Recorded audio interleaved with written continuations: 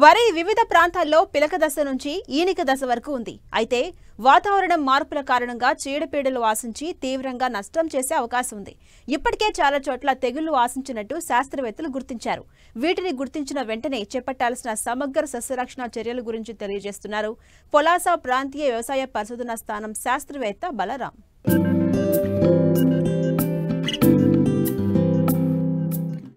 ప్రస్తుతం వరి వివిధ ప్రాంతాల్లో పిలక దశ నుంచి ఈనిక దశలో ఉంది. ముఖ్యంగా ఆగస్ట్, సెప్టెంబర్, అక్టోబర్ నెలల్లో చీడపీడలు అధికంగా ఆశించే సమయం. ఇందుకు అనుగుణంగానే వాతావరణం కూడా ఉంది. వరి ఎదుగుతున్న సమయంలో చాలా వరకు రైతులు అధికంగా యూరియాను వేస్తుంటారు. దీంతో చీడపీడలు కూడా పెరిగే అవకాశం ఉంది. ముఖ్యంగా మబ్బులతో కూడిన వాతావరణం ఉండటం వలన చాలా చోట్ల బ్యాక్టీరియా ఎండాకు తెగులు, అగ్గి తెగులు, మెడవిరుపు, పాముపొడ తెగుళ్లు సోకేందుకు అవకాశం ఉంది. రైతులు వీటిని గుర్తించిన వెంటనే ఎలాంటి సస్యరక్షణ చర్యలు చేపట్టాలో తెలియజేస్తున్నారు జగిత్యాల జిల్లా పొలాస ప్రాంతీయ వ్యవసాయ పరిశోధనా స్థానం శాస్త్రవేత్త బలరాం. ప్రస్తుతము వరి పంటను చూసుకున్నట్లయితే పిలకలు తొడిగే దశ నుంచి ఈనిక దశలో ఉంది. వరి పంటను ఈ దశలలో ముఖ్యంగా 3 తెగుళ్లు ఆశించి నష్టాన్ని కలుగజేస్తాయి. అందులో ముఖ్యమైనది ఈ వానాకాలంలో ఎక్కువగా ఆశించేది బ్యాక్టీరియా ఆకు ఎండు తెగులు లేదా బ్యాక్టీరియా ఎండాకు తెగులు. ఇది ఒక బ్యాక్టీరియా వలన కలుగుతుంది. ఈ తెగులు మామూలుగా మనకు పంట పిలకలు తొడిగే దశ లేదా ఈనిక దశలో ఆశిస్తుంది. ఈ తెగులు ఆశించినప్పుడు ఆకులపైన మనకు పసుపు రంగు మచ్చలు అనేటివి ఏర్పడతాయి. ఈ మచ్చలను మనం చూసుకున్నట్లయితే ఈ మచ్చల యొక్క అంచులు అలల మాదిరిగా ఉంటాయి. అంచులను బట్టి ఇది మనము బ్యాక్టీరియా ఎండాకు తెగులుగా నిర్ధారణకు రావచ్చు. ఈ ఆకులు అనేటివి పైనుంచి కిందికి ఎండుకుంటూ రావడం జరుగుతుంది. ప్రధాన పొలంలో మనము ఈ తెగులను గమనించినప్పుడు ఉదయం పూట మనము ఈ తెగులు సోకిన మొక్కలను గమనించినట్లయితే ఆకుల మీద పసుపు రంగు నీటి బిందువులు కనిపిస్తాయి. ఈ పసుపు రంగు నీటి బిందువులు అనేటివి బ్యాక్టీరియా యొక్క సముదాయము.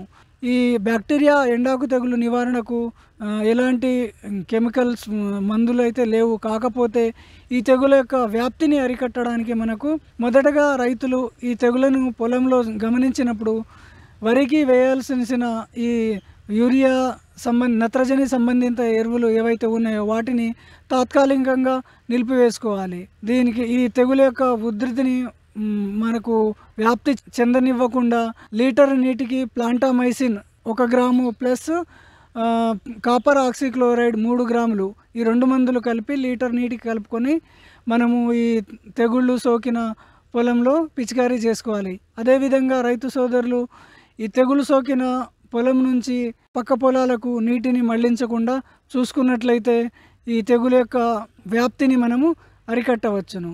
అదేవిధంగా వరి పంటను ఈ వానాకాలంలో ఆశించే ఇంకొక తెగులు అగ్గి తెగులు. అగ్గి తెగులు వరి పంటను వివిధ దశలలో ఆశిస్తుంది. ఈ తెగులు ఆశించినప్పుడు ఆకులన్నీ మాడిపోయి కాలిపోయినట్లుగా కనిపిస్తాయి. కాబట్టి ఈ తెగులను మనము అగ్గి తెగులు అంటాము. ఆకుల మీద మొదటగా నీటిలో తడిసినట్లుగా చిన్న మచ్చలు కనిపిస్తాయి. క్రమేణా అనుకూల వాతావరణ పరిస్థితులలో ఈ మచ్చలు అనేటివి నూలు కండే ఆకారాన్ని పోలి ఉంటాయి. ఈ మచ్చలను చూసుకున్నట్లయితే మచ్చల యొక్క మధ్య భాగం తెలుపుగా ఉండి అంచులు గోధుమ రంగుకు మారుతాయి. అదేవిధంగా ఈ అంచుల యొక్క కొనలు మొనదేలి ఉంటాయి. అలా అనుకూల వాతావరణ పరిస్థితులలో ఈ మచ్చలు ఒకదానితోటి ఒకటి కలిసిపోయి ఆకులు ఎండిపోయినట్లుగా కనిపిస్తుంది. అదేవిధంగా ఈ తెగులు మనకు కణుపుల దగ్గర మనకు మెడ మీద ఆశించినట్లయితే దీన్ని మనము మెడవిరుపు అంటాం. మెడవిరుపు అనేది పంటకు చివరి దశలో ఆశిస్తుంది. పిలకలు తొడిగే దశలో లేకపోతే మనకు ఈనిక దశలో ట్రైసైక్లజోల్ 120 గ్రాములు లేదా ఐసోప్రోథయోలిన్ 300 ml ఎకరానికి సరిపడా నీటిలో కలుపుకొని పిచికారీ చేసుకున్నట్లయితే ఆకుల మీద వచ్చే అగ్గి తెగులను మనము సమర్థవంతంగా నివారించుకోవచ్చు. అదేవిధంగా మనకు పూత సమయంలో దాదాపుగా 25% పూత సమయంలో మనకు తర్వాత దశలో మెడవిరుపు ఆశిస్తుంది. కాబట్టి ఈ మెడవిరుపును ఆశించకుండా మనకు దాని నుంచి కలిగే నష్టం నుంచి కాపాడుకోవడానికి 15-20% పూత సమయంలో ట్రైఫ్లాక్సిస్ట్రోబిన్ ప్లస్ టెబుకోనజోల్ అనే మిశ్రమం కలిగినటువంటి మందును 0.4 గ్రాములు లీటర్ నీటికి కలుపుకొని పిచికారీ చేసుకున్నట్లయితే ఈ అగ్గి తెగులను మనము సమర్థవంతంగా నివారించవచ్చును. ఇంకొక ముఖ్యమైన తెగులు పాముపొడ తెగులు.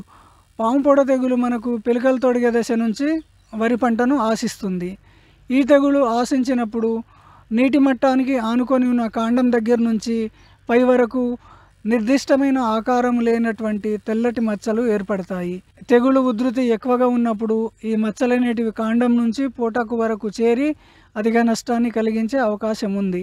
దీని నివారణకు గాను టిల్ట్ అంటే ప్రొపికోనోజోల్ అనే మందు లీటర్ నీటికి 1 ml లేదా హెక్సాకోనోజోల్ అనే మందు 2 ml లీటర్ నీటికి, లేదా ట్రైఫ్లాక్సిస్ట్రోబిన్ ప్లస్ టెబుకోనోజోల్ అనే మందు 0.4 గ్రాములు లీటర్ నీటికి కలుపుకొని వారం నుంచి 10 రోజుల వ్యవధిలో ఉధృతిని బట్టి 2 సార్లు పిచికారీ చేసుకున్నట్లయితే మనము ఈ పాము పొడ తెగులను సమర్థవంతంగా నివారించి దానివల్ల కలిగే నష్టాలను అధిగమించవచ్చు.